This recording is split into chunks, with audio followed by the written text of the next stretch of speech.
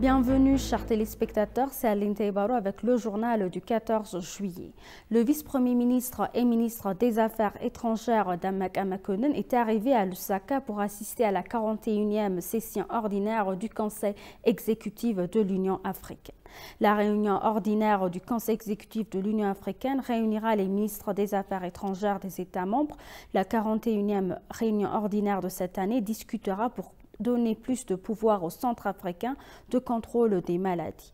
L'année prochaine, le budget de l'UA sera approuvé par la réunion ordinaire et le pays hôte de la nouvelle agence pharmaceutique africaine sera élu.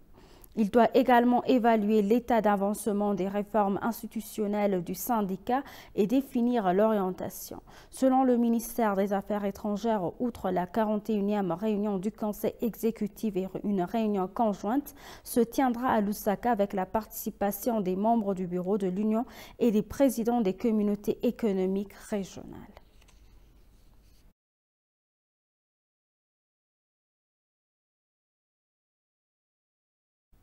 Le président de la Chambre des peuples a déclaré que le gouvernement poursuivait les réformes juridiques en cours, ajoutant que les soutiens au renforcement des capacités des institutions démocratiques seraient renforcés. Le président Tagasa Tchafo a fait cette remarque lors d'un forum de consultation sur les réformes entreprises dans et autour des institutions démocratiques. Samroit Godada a plus.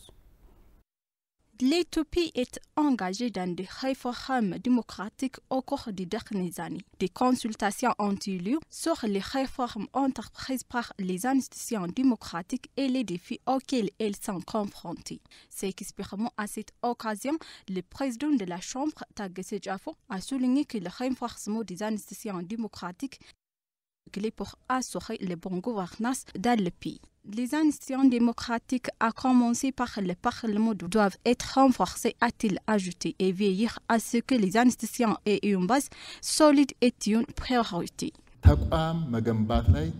Concentrons-nous sur la construction d'institutions. Ce n'est qu'en construisant une institution qu'une nation peut aller de l'avant. Par conséquent, il est important de commencer par le législatif et de renforcer le pouvoir législatif et exécutif et de les rendre responsables chaque fois qu'il y a une infraction. Cette initiative de renforcement des capacités est louable et doit être répliquée. Le président du comité permanent de la gestion des dépenses publiques et des affaires réglementaires avec le Parlement, Christian Tadela, a souligné que le manque de transparence et d'enquête dans les médias doit être traité en tant qu'institution dans la démocratie. Qu'a-t-on fait pour s'assurer que le Parlement, qui devrait superviser l'exécutif, s'acquitte effectivement de sa tâche? Aurons-nous des mécanismes sur lesquels le Parlement lui-même est tenu responsable lorsqu'il ne répond pas aux attentes du grand public? Présents au forum des responsabilités d'institutions et professionnels des médias ont exprimé le besoin d'apporter des améliorations en consolidant les bonnes expériences. Notre armée n'est pas seulement un patriote, mais aussi une force de développement, a déclaré le lieutenant-général Yilma Mardassa, commandant en chef de l'armée de l'air du gouvernement fédéral.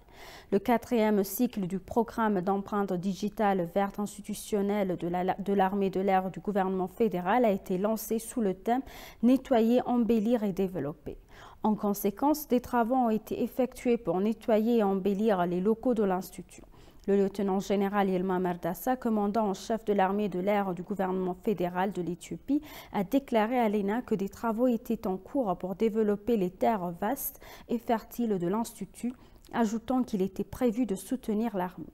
Si nous les faisons, nous pouvons changer notre pays, a déclaré le lieutenant-général Yilma Mardassa.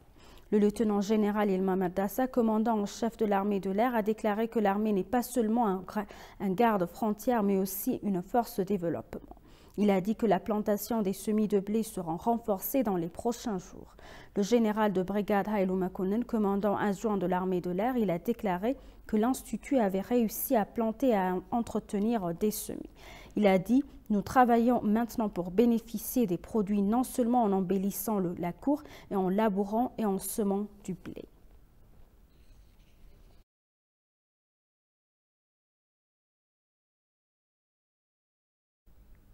La force en attente de l'Afrique de l'Est a appelé ses États membres à changer le récit décrivant la jeunesse comme un catalyseur du conflit et de l'instabilité dans la Corne de l'Afrique. S'adressant à TV anglais, le chef du département des opérations de paix de l'EASF, Kabissa Domitien, a déclaré que les États membres de l'EASF ont défini leurs priorités et consacrent du temps et de l'énergie au rétablissement de la paix dans la Corne. L'EASF a également appelé ses États membres à travailler ensemble pour éliminer les pensées négatives concernant les jeunes de la région de la Corne. Plus de 70% de la population éthiopienne est constituée des jeunes.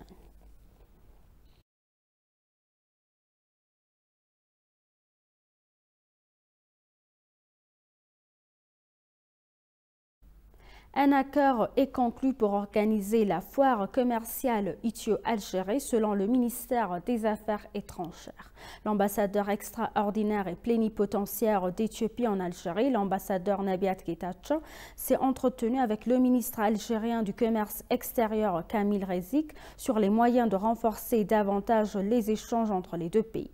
Il a indiqué que des échanges entre l'Algérie et l'Éthiopie et des délégations commerciales Éthiopie-Algérie sont nécessaires pour transformer les bonnes relations entre les deux pays en liens commerciaux tangibles. À cette fin, ils ont convenu d'organiser la première foire commerciale à Addis Abeba pour introduire la communauté d'affaires éthiopienne sur le marché algérien. Il a été indiqué lors de la réunion qu'un programme similaire sera lancé pour promouvoir les produits éthiopiens sur le marché algérien. Lors d'une visite officielle en Algérie, la présidente Sahle-Worq Zewde a convenu avec le président algérien de la nécessité de renforcer les relations bilatérales entre les deux pays.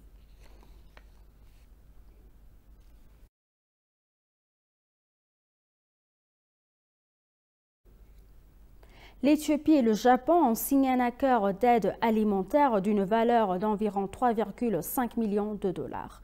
Le ministre des Finances Ahmed Shide et l'ambassadeur du Japon en Éthiopie, Ito Takako, ont signé l'échange de notes pour le programme d'assistance alimentaire.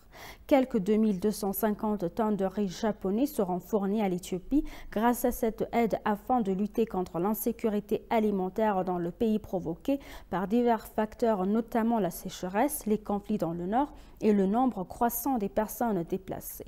Le gouvernement du Japon soutient activement le développement en Éthiopie et contribue à l'amélioration de la vie des gens grâce à divers programmes, en particulier dans les domaines des infrastructures, de l'agriculture, de l'industrie, de l'éducation et de la santé.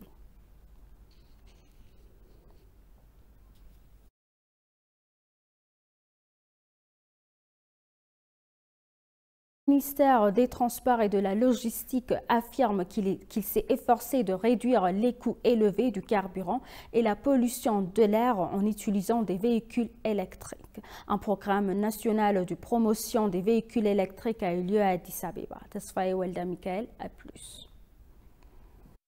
L'Éthiopie importe du carburant de pays arabes à un coût excessif. La décision du gouvernement de réduire les subventions sur le carburant et l'ajustement des prix actuels du carburant a un impact sur le service de transport dans tous les pays. Un programme national de promotion de véhicules électriques s'est tenu mercredi à Addis Abeba.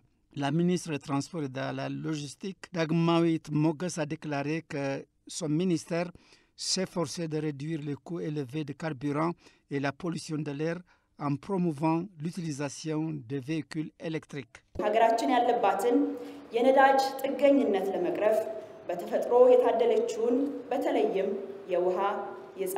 L'Éthiopie est dotée d'énergie solaire, éolienne et géothermie. Nous devons intégrer cette alternative d'énergie renouvelable à la technologie sans cesse croissante des véhicules électriques afin d'économiser des normes diverses étrangères.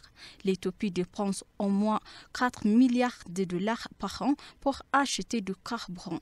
Nous croyons que l'expansion de l'utilisation des véhicules électriques est la seule solution pour cette énorme monnaie. Notre ministre met un accent particulier sur les véhicules électriques. Selon Dagmawit, le ministère a établi des plans pour déployer plus de 4000 bus électriques et 100 000 automobiles électriques dans le cadre de son plan directeur de 10 ans. Présents au forum des responsabilités d'institutions et professionnels des médias ont exprimé le besoin d'apporter des améliorations en consolidant les bonnes expériences. Rappelons que l'Éthiopie a inauguré en juillet 2020 la première station de charge et de voitures électriques assemblées localement.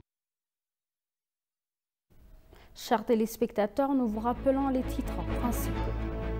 Le vice-premier ministre et ministre des Affaires étrangères d'Amakamakone, à Lusaka, est arrivé à Lusaka pour assister à la 41e session ordinaire du Conseil exécutif de l'Union africaine. L'Éthiopie et le Japon ont signé un grand accord d'aide alimentaire d'une valeur d'environ 3,5 millions de dollars.